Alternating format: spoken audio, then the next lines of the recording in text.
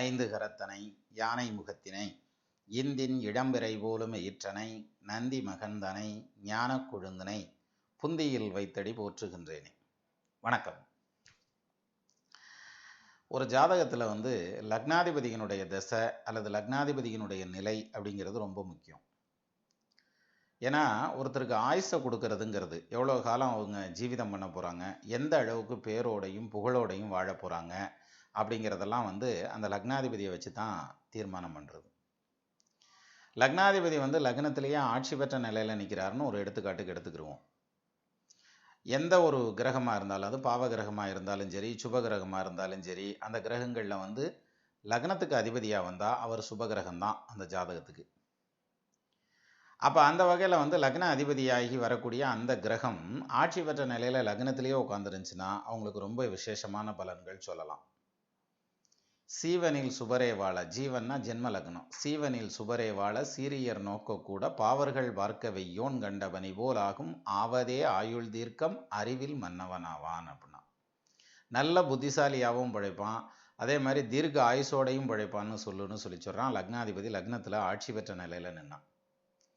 இன்னொரு வகையில் எடுத்துக்கிட்டா இருப்பதோர் லக்கினேசன் இன்சுபர் வர்க்கமேற விருப்புடன் சொட்சமாகி கண்மலாபன் பத்தோன் பார்க்க பொருந்திய தீர்க்க ஆயுள் புகழுடன் செல்வமுண்டாம் தருந்தனை நிகர்க்கும் கீர்த்தி மானன தழைத்து வாழ்வான்.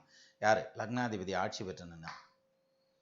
இருப்பதோர் லக்கினேசன் இன்சுபர் வர்க்கமேற விருப்புடன் சொட்சமாகி கண்மலாபன் பத்தோன் பார்க்க பொருந்திய தீர்க்க ஆயுள். ஃபர்ஸ்ட் பாயிண்ட் நல்ல ஆயுசை கொடுத்துருவார் லக்னாதிபதி ஆட்சி பெற்று நின்னா. புகழுடன் செல்வம் உண்டாம், நல்ல புகழையும் கொடுப்பார். அப்போ பேரையும் புகழையும் சம்பாதிக்கக்கூடிய யோகம்ங்கிறது அந்த லக்னாதிபதி ஸ்ட்ராங்காக இருக்கணும். பேருடன் புகழும் உண்டாம். ஏன்னா வள்ளுவர் தான் சொல்லியிருக்காருல, 1330 அருங்குறளும் 1100 பகர்ந்தெடுப்பின் மண்ணு தமிழ் புலவர் வாய்கேட்க விற்றிருக்கலாம்னு சொன்ன வள்ளுவர் என்ன சொல்கிறாரு? தோன்றின் புகழோடு தோன்றுக அகுதிலார் தோன்றலின் தோன்றாமை நன்று அப்படின்றார். இருந்தால் பேரு புகழோடு இருக்குன்னா, இல்லாட்டி பேசாமல் இருந்துக்கிறனம்யா அப்படின்ற மாதிரியான அமைப்பில் சொல்கிறார். சரி, அது ஒரு பக்கம் இருக்கட்டும். அப்போது இந்த லக்னாதிபதினு சொல்லக்கூடியவர் ஒரு ஜாதகத்துக்கு ஸ்ட்ராங்கான நிலையில் நின்னால் அந்த ஜாதகருக்கு பேரும் புகழும் கிடைக்கும் அப்படிங்கிறது உறுதியான விஷயம். பல ஜோதிட கிரந்தங்கள் அதை சொல்லுது. சரி, அப்போது லக்னாதிபதி ஆட்சி பெற்ற நிலையில் நிற்கிறதுங்கிறத விட அந்த லக்னாதிபதி தன்னுடைய திசையை நடத்தணும். அதுவும் நல்ல வயசு காலங்களில் நடத்தணும். ஒரு 20 வயசில் ஆரம்பித்து ஒரு 40-50 வயசுக்குள்ளே லக்னாதிபதியினுடைய திசை நடந்ததுன்னா அது அவங்க சம்பாதிக்கக்கூடிய, அந்த வாழ்க்கையில் செட்டில் ஆகக்கூடிய அப்படியான ஒரு வலுவான காலம். அந்த டைமில் அந்த லக்னாதிபதியினுடைய தசை நடந்துச்சுன்னா அப்பேற்பட்ட யோகத்தை செய்யும்னு சொல்கிறேன். அப்போ வலுவான யோகத்தை செய்யக்கூடிய லக்னாதிபதி எது? அந்த எந்த ஒரு ஜாதகருக்கும் அந்த லக்னத்துக்கு அதிபதியாக வரக்கூடியவர் தன்னுடைய திசையை அவருடைய வயசு காலங்களில் கரெக்டான காலங்களில் நடத்துச்சுன்னா அப்பேற்பட்ட யோகத்தை செய்யும். சரி, அப்போ லக்னாதிபதியினுடைய திசை நடந்ததுன்னா முதல் பாயிண்ட் லக்னாதிபதி வலுவாக இருக்கணும், ஆட்சி பெற்று நிற்கணும் அல்லது உச்சம் பெற்று நிற்கணும். ரெண்டாவது அந்த லக்னாதிபதி வலுப்பெற்று ஆட்சி பெற்று உச்சம் பெற்று நிற்கிறதுங்கிறத விட அதனுடைய திசையை நடத்தணும். இப்போ இது ரெண்டும் ஒன்றா சேர்ந்து வந்துருச்சுன்னு வச்சுக்கோங்களேன், அந்த மாதிரியான ஜாதகர்கள் தான் வெகு சாதாரணமான நிலையில் இருந்தாலும் மிகப்பெரிய கோடீஸ்வரனாக வந்துடுவாங்க. சிலரெல்லாம் பிறக்கையில் பார்த்தீங்கன்னா என்னமா சும்மா இருந்தாகப்பா, குடிசை வீட்லேயும் ஓலை வீட்லேயும் குடியிருந்தாக, இன்றைக்கி பாரியா பென்ஸு காரில் ஓராரியான்னு சொல்லுவாங்க பாருங்க. அது மாதிரியான அந்த சூழ்நிலைகளெல்லாம் வர்றதுக்கான காரணம்னு எடுத்துட்டா லக்னாதிபதி வலுவாக நிற்கிறாருன்னு அர்த்தம், ஒரு பாயிண்ட்டு.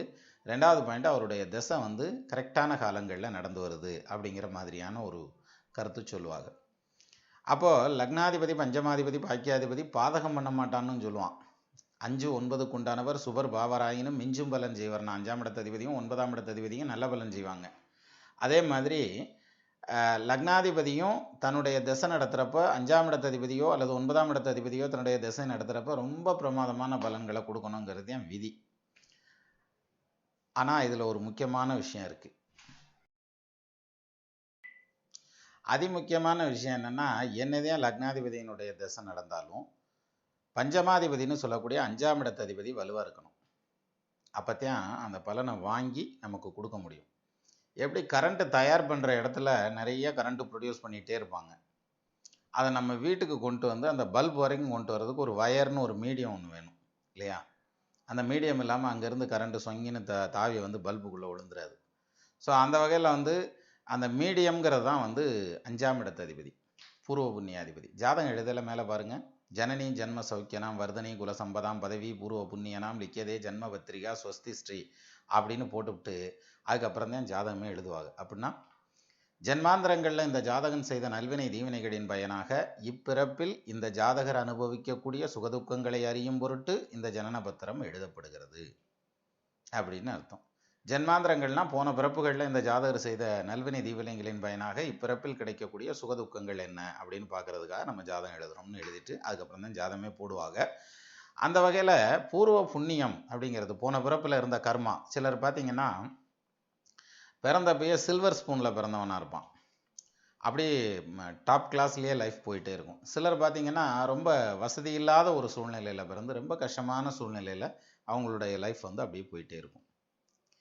இப்போ இந்த வேறுபாடுக்கு என்ன காரணம் அப்படின்னு பார்த்தோம்னா மிக முக்கியமான காரணங்கிறதே பூர்வ புண்ணிய பலம் இல்லாத ஒரு நிலை.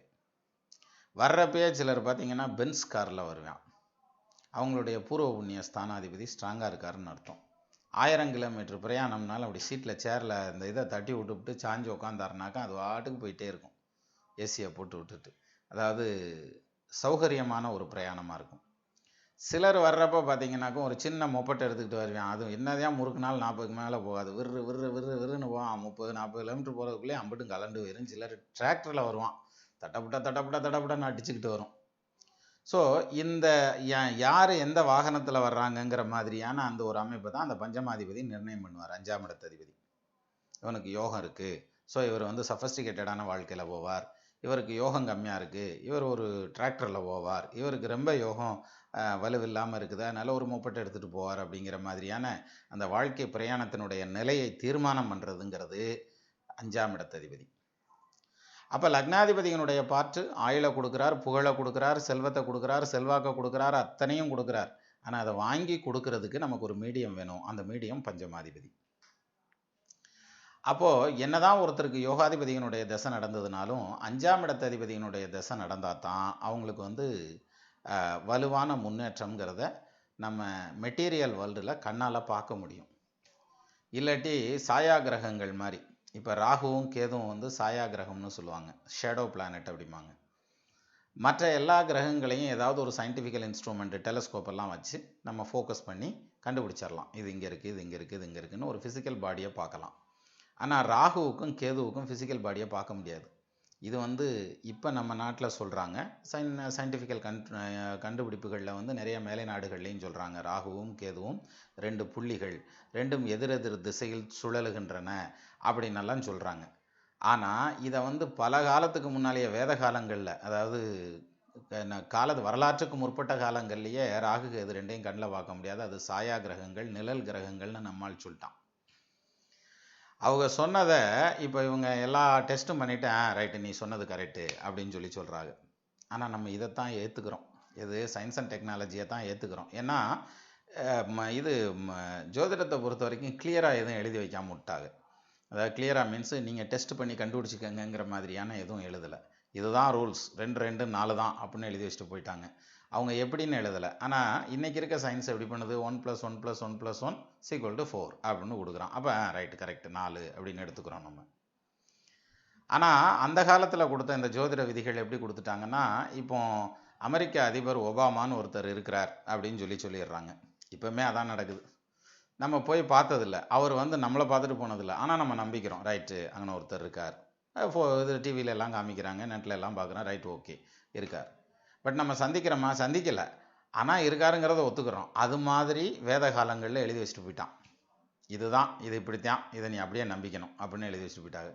அதில் தர்க்கம் பண்ணுறதுக்கு ஒரு சிலர் வந்துருவாங்க இல்லையா, அப்படியான வந்ததில் தான் ஜோதிடம் உண்மையாக பொய்யாங்கிற மாதிரிலாம் போகுது. சரி, இது ஒரு விங்கு, இது ஒரு பக்கம் இருக்கட்டும். அப்போ பஞ்சமாதிபதினு சொல்லக்கூடிய 5ஆம் இடத்ததிபதினு சொல்லக்கூடியவர் ஸ்ட்ராங்காக இருந்தார்னா அந்த ஜாதகத்தில் அவங்களுக்கு வலுவான யோக பாக்கியம், லக்னாதிபதியினுடைய திசையில் பிரமாதமான வாழ்வியல் முன்னேற்றமும் கிடைக்கும் அப்படின்னு சொன்னால் அது மிகையில்லை. சரி, அப்போது சப்போஸ் 5ஆம் இடத்ததிபதி நீசமாகிடுறாருன்னு வச்சுக்குவோம்.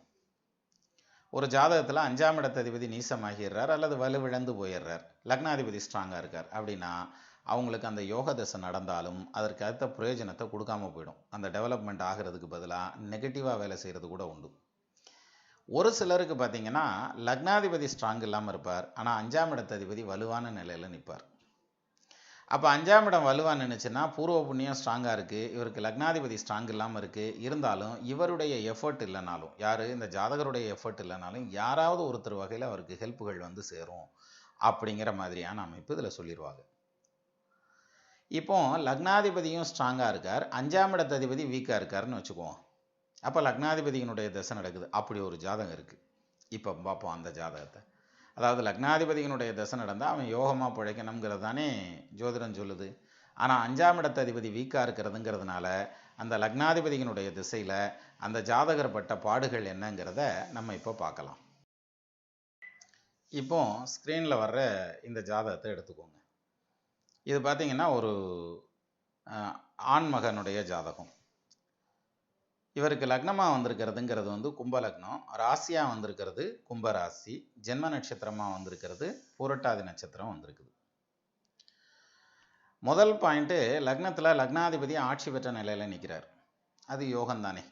லக்னாதிபதி லக்னத்தில் ஆட்சி பெற்ற நிலையில் நின்னா அந்த ஜாதகர்களுக்கு ஆயுள் பலமும் கெட்டியாக உண்டு, புகழும் கிடைக்கும்னு சொல்கிறான். அட்டமாதிபன் ஆயுள் காரகன் திட்டகேந்திர திரிகோண மேரடியில் தொட்ட லக்னாதி பலம் பெற தீர்க்கமாம் ஆயுள் அப்படின்னா இப்போ தீர்காயுசு உண்டுங்கிறாங்க. சரி, அப்போ ஆயுளை வலுவாக கொடுத்த இந்த ஜாதகத்துக்கு வந்து எடுத்த உடனே இவருக்கு பூரட்டாதி நட்சத்திரத்தில் பிறந்தவர் இல்லையா, அதனால் குரு தசை நடக்குது. இந்த குரு தசைங்கிறது வந்து ஒரு 5 வருஷம் நடந்துச்சு. இந்த 5 வருஷ குரு தசைங்கிறது இவருக்கு லக்னத்துக்கு 4ஆம் பாவத்தில் குரு உட்காந்துருந்துருக்கார். அவர் கூட ராகு நின்றுருக்கிறார். அதனால் ஒரு சில உடல் தொல்லைகள் எல்லாம் கொடுத்துருந்துருக்கும். ஆனால் அதே சமயத்தில் குரு தசை நல்ல தசை, நல்லபடியாக முடிஞ்சிருச்சு. அதுக்கு அடுத்து வந்தது சனி தசை. சனி தசை எத்தனை வயசு வரைக்கும் நடக்குது? கிட்டத்தட்ட 5 வயசில் இவருக்கு 5 வயசு முடிஞ்சதுக்கப்புறம் 6ஆவது வயசில் ஆரம்பித்து 24ஆவது வயசு வர்ற வரைக்கும் சனீஸ்வரனுடைய தசை. இந்த 24 வயசில் இவருடைய படிப்பு போக்குவரத்து அப்படிங்கிறதெல்லாம் சரியாத்தான் வருது. பொருளாதாரத்தில் ஓரளவுக்கு முன்னேற்றத்தை கொடுக்குது. அவங்க குடும்பம் வந்து முன்னாடி வர்றாங்க, எல்லாம் சரித்தான். லக்னாதிபதியினுடைய தசை. அப்போ படிப்பை கொடுக்கணும், கொடுத்துருச்சு. என்ன காரணம்? லக்னத்துக்கு 2ஆம் பாவாதிபதி வித்தை ஸ்தானமான 4ஆம் பாவத்தில் போய் நிற்கிறாரு, உயர்கல்வி ஸ்தானத்தில். அவர் கூட ராகு நிற்கிறார். அப்போ டெக்னிக்கல் குவாலிஃபிகேஷன் வரைக்கும் வந்துடுறாரு இவர்.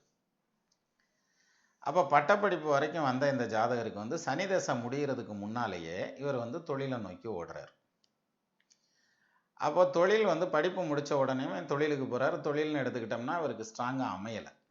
அதுக்கு காரணம் என்ன அப்படின்னா, வேலைக்கு போகிறார், வேலை தேடுறார், வேலை ஸ்ட்ராங்காக அமையலை. அதுக்கு காரணம் என்ன அப்படின்னா, பொதுவாக லக்னாதிபதி லக்னத்தில் ஆட்சி பெற்ற நிலையில் நின்று அவருடைய தசை நடக்கிறதுங்கிறது வந்து சொந்த தொழில் செய்கிறதுக்கு வலுவான ஒரு அமைப்பு. ஆனால் இவருக்கு பார்த்திங்கன்னா 24 வயசு வர்ற வரைக்கும் சனி தசை நடந்தது. அப்போ இவருடைய படிப்பு 22 வயசில் முடிஞ்சது. 24ங்கில் அடுத்து 2 வருஷம்தான் இருந்தது. ஸோ சனி தசையில் ஒரு பெருசாக ஒன்றும் பண்ணலை. சரி, அப்போ லக்னாதிபதி திசை அப்படிங்கிறது வந்து இவருக்கு கல்வியை கொடுத்தது, வளர்த்து விட்டது. அந்த 2 பாயிண்டில் நின்றுக்கிருச்சு. அதுக்கப்புறம் அந்த கெரியர் அப்படின்னு போகும்போது அந்த இந்த ரிலே ரேஸில் ஓடையில் அந்த கட்டையை வந்து இன்னொருத்தர்கிட்ட கொடுத்துருவாங்கல்ல, அது மாதிரி இவர் கொண்டு போய் புதன்கிட்ட கொடுத்துட்டார். ஏன்னா அடுத்த தசை புதன் தசை, பஞ்சமாதிபதியினுடைய தசை. அப்போது 5ஆம் இடத்ததிபதி ஸ்ட்ராங்காக இருந்தாலே லக்னாதிபதி தசையில் யோகம். ஆனால் 5ஆம் இடத்ததிபதி இந்த இடத்துல நீசம். சரி, இந்த நீசம் பெற்ற 5ஆம் இடத்ததிபதி வந்து ஏதாவது நீச்ச பங்கம் அடைஞ்சிருக்கிறாரா அப்படின்னா இவருக்கு நீச்ச பங்கம் கிடையாது. ஃபார் எக்ஸாம்பிள், இப்போ நீசம் பெற்ற ஒரு கோள் வக்ரம் பெற்று நின்றுச்சுன்னா அது பெரிய யோகம். நீசமாய் கோளும் வக்ர நிலையினில் நிற்குங்காலை ஆட்சிக்கு மேலாயுச்சம் அடைந்திடும் பலனை கொள்ளும் சூட்சுமம் அறிந்து மற்ற சுவர் நிலை தெரிந்து தக்க மாட்சிமையோடு குருவை மதித்துமே பலனை கூறுனா. அப்போ குருவை பார்த்து பலன் சொல்லணும்னு வரும்போது குரு பகவான் அதை பார்க்கல, நீசம் பெற்ற கோளை. அப்போ புதன் நீசமாகி அவருடைய தசை நடக்குது. இந்த புதன் வந்து பஞ்சமாதிபதியும் ஆகிறார், அஷ்டமாதிபதியும் ஆகிறார். 5ஆம் இடத்ததிபதியும் அவர் தான், 8ஆம் இடத்ததிபதியும் அவர் தான். அப்பேற்பட்ட அந்த புதன் வந்து பார்த்திங்கன்னா லக்னத்துக்கு 2ஆம் பாவத்தில் போய் நீசம் பெற்ற நிலையில் உட்காந்துடுறார். குடும்பஸ்தானம் 2ஆம் இடம்ங்கிறது. அப்போ சின்ன வயசுலேயே தாயாரை இழந்துடுறார் இவர். காரணம் என்னென்னா, குரு தசை நடந்துட்டு இருந்தது. குரு ராகுவோட சேர்ந்து குருச்சண்டால யோகத்தில் தாய் ஸ்தானத்தில் போய் உட்காந்ததுங்கிறதுனால சின்ன வயசில் தாயை இழந்துடுறார். அதுக்கப்புறம் வரையில் பார்த்திங்கனாக்க குரு தசை முடிஞ்சு சனி தசை. சனி தசை 19 வருஷம் அது ஓடிடுச்சு. அதுக்கப்புறம் புதன் தசை வரையில் தகப்பனாரையும் இழக்கிறார். அப்போ தாய் தகப்பனார் 2 பேரும் இல்லை. அடுத்தது அந்த புதன் தசை வரையில தன்னுடைய சகோதரனையும் இழக்கிறார், தம்பியை. அந்த தம்பி இழந்ததுக்கு அப்புறம் பார்த்தீங்கன்னா, அது இழந்ததுக்கான காரணம் அப்படின்னு எடுத்துக்கிட்டா இன்னும் சொல்லிட்டே போகலாம். அது விரிவாக போகும். அது ஒரு பக்கம் இருக்கட்டும். தம்பி இழந்துறார், தாய் இல்லை, தகப்பனார் இல்லை, இவர் ஒருத்தர் தான் சிங்கிளாக இருக்கிறார். இன்னும் சொல்லணும்னா இவங்க அம்மாவோட பிறந்தது ஒரே ஒரு பையன், தாய் மாமன், அவரும் இல்லை. அதே மாதிரி அப்பாவோட பிறந்ததில் 2 பொம்பளை பிள்ளைங்க, அவங்களும் இல்லை. ஆக டோட்டலாக யாரும் கிடையாது, இவர் மட்டும்தான் இருக்கார். ப்ளஸ் இவர் தம்பி தான் தவறுறதுக்கு முன்னாடி கல்யாணம் பண்ணி மனைவி இருக்காங்க, அதுக்கு ஒரு பையன்.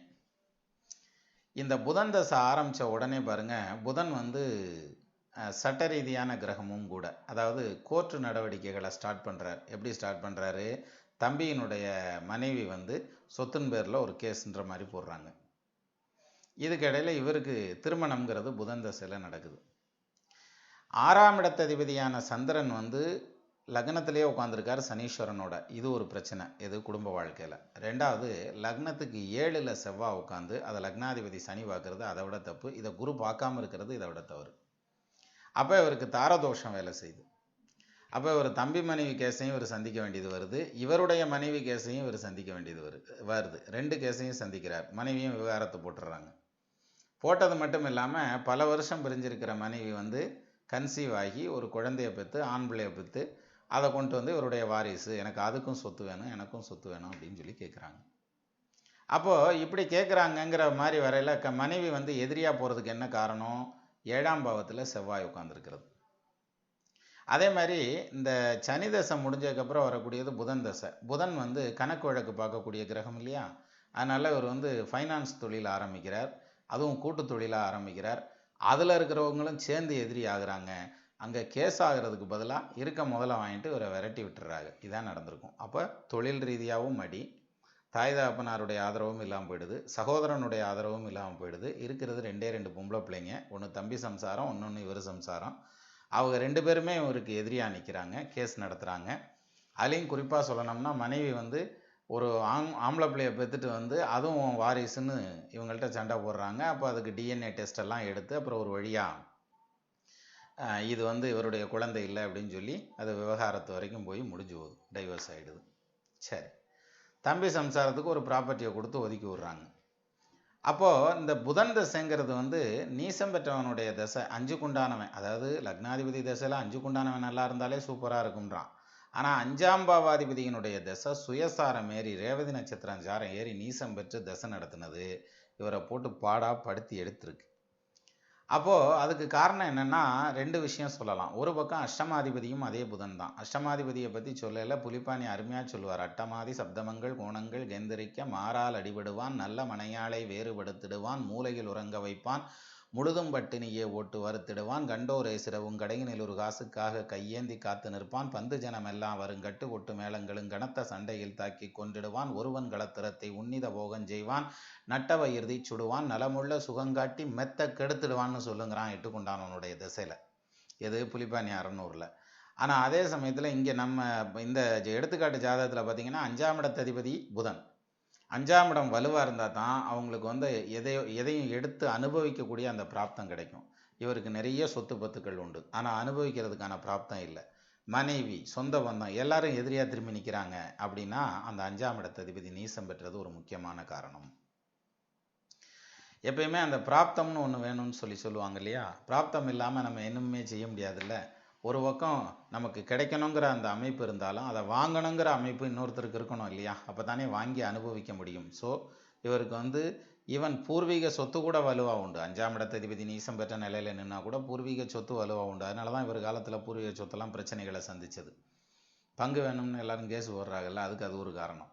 அப்போது பூர்வ புண்ணியாதிபதினு சொல்லக்கூடிய அந்த புதன் நீசம் பெற்று அவருடைய தசை நடந்ததுங்கிறது மிக கடுமையான பலன்கள். ஆக்சுவலி 5க்குண்டானவனுடைய தசை நல்லா இருக்கணும், ஆனால் மிக கடுமையான பலன்களை கொடுத்ததுக்கான காரணம் இந்த பஞ்சமாதிபதினு சொல்லக்கூடிய 5ஆம் இடத்ததிபதி நீசம் பெற்ற நிலையில் நிற்கிறது தவிர வேறு காரணம் கிடையாது. அப்போது ஒருத்தருடைய ஜாதகத்தில் அவங்க வந்து யோக பாவத்தில் இருக்காங்களா? நிறைய யோகம் இருக்குது. சுனபா யோகம், அனபா யோகம், கஜகேசரி யோகம், நிறைய யோகம் இருக்குது. யோகம் மட்டுமே வந்து ஒரு 1000கணக்கான யோகங்கள் உண்டு கிரக சேர்க்கையில்.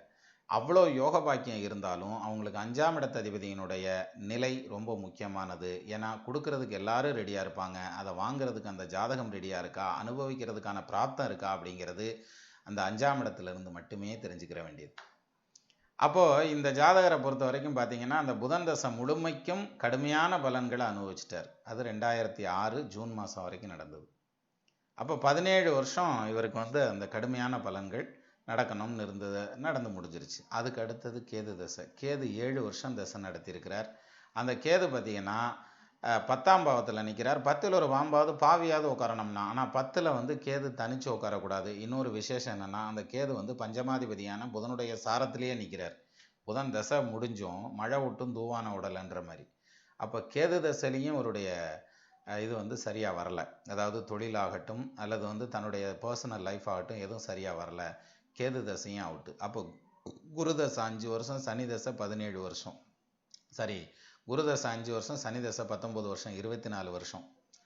24 வருஷத்துக்கு அப்புறம் 24 10 34 34 6 40 41 வயசு வர்ற வரைக்கும் புதன் தசையில் வந்துடுறாரு.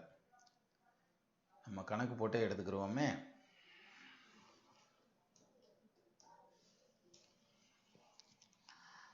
முதல் 5 வருஷம் குரு தசை, அதுக்கப்புறம் சனி தசை ஒரு 19 வருஷம், 24 வருஷம் முடிகிற வரைக்கும் இவருக்கு வாழ்க்கைங்கிறது வந்து லக்னாதிபதியினுடைய தசை நல்லாத்தையும் நடந்தது. அடுத்த 5ஆம் இடத்து அதிபதி ஒரு 17 வருஷம் தசை நடத்தி இவரை விட்டு கறக்குனாரு. 41 வயசு ஆயிடுச்சு. அதுக்கப்புறம் 7 வருஷம் கேது தசை நடத்தியிருக்கிறாரு. 48 வயசு ஆயிடுச்சு. 48 வயசு முடிகிற வரைக்குமே எந்த விதமான செட்டில்மெண்ட்லேயும் இவர் உட்காரல. அதாவது தொழில் ரீதியாக ஒரு வலுவான முன்னேற்றத்துலையோ எதுலேயுமே இல்லை. இப்போ மனைவி கட்டியிருக்காரு, டைவர்ஸ் ஆகி போச்சு, தம்பி கொண்டாடிக்கு சொத்து கொடுத்துருக்கிறாரு, இவர் சொத்து தனது மனைவிக்கு சொத்தை கொடுத்து விவகாரத்தை வாங்கியிருக்கிறாரு.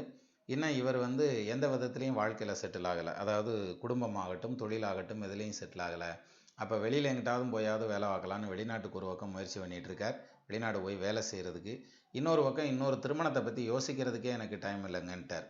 அதாவது வீட்டில் சுத்தமாக பணம்ன்றதே இல்லை, சும்மா பேருக்கு நாங்களும் நடமாடுறோங்கிற மாதிரி நான் நடமாடிட்டு இருக்கேன் சார், இதில் இன்னொரு கல்யாணத்தை பற்றி யோசிக்கவே முடியாதுங்கிற ஒரு வார்த்தையை அவர் முன்னிறுத்துறாருங்கிறதுக்கு காரணம் வந்து இந்த சுக்கிர தசை இப்போ ஆரம்பிச்சிருக்கு. அவர் வந்து 5ஆம் இடத்து அதிபதியினுடைய தசை நடந்தப்போ எப்படி கடுமையான பலன்கள் செஞ்சாரோ அந்த அளவுக்கு கடுமையான பலன்கள் பகவானுடைய அனுகிரகத்தில் நடக்காது. என்ன காரணம்னா 9ஆம் இடத்து அதிபதி, 5ஆம் இடத்துக்கு 5ஆம் இடம்ங்கிறது 9ஆம் இடம்.